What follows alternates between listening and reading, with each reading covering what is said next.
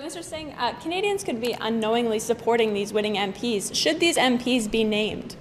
Now, it's a very important question. In terms of naming the members of parliament that are involved, there needs to be follow-up steps. And the way I would look at it is, and again, we can look at other processes that would make sense. There is information, so I would look at that as something like a confidential informant. So the next step would be to verify that information, to make sure that there's enough to then to lay a charge. And so that's the next step I would say. There should be an investigation to then lay a charge. There is merit when we have other cases where there is pending charges that waiting for the outcome, we presume someone innocent, but waiting for the outcome, those MPs are then stepping away from their roles or stepping away from their duties to ensure that they can defend themselves if it's not true.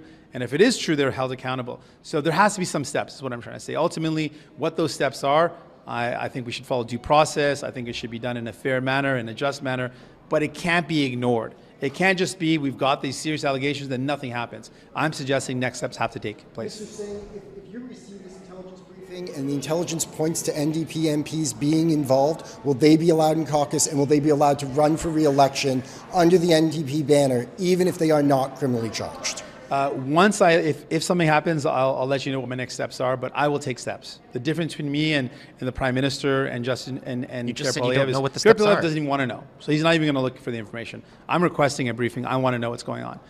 Once I know, I will take steps.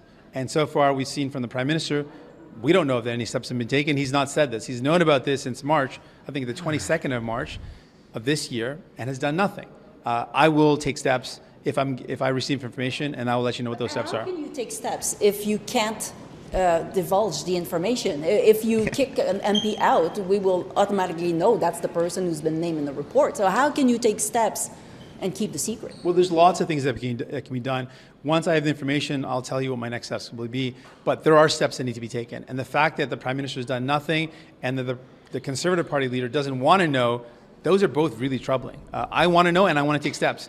And what those steps are, I'll let you know as soon as I'm able to. So do you think the MPs should only be named once charges are on them? I think there's got to be due process, and that's why I'm talking about what the next steps are.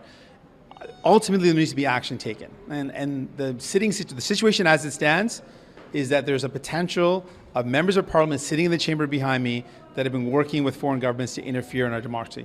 That can't go unchecked. That can't go without any follow-up and any further steps. So what those steps are, again, it depends on what is the proper due process. You don't know what the process is, you said. Is there enough time to verify the information, to corroborate it, and then to lay charges? What are those next steps? I think that's going to depend on what the information is. But the fact that this government has not taken any steps is what is giving me deep alarm.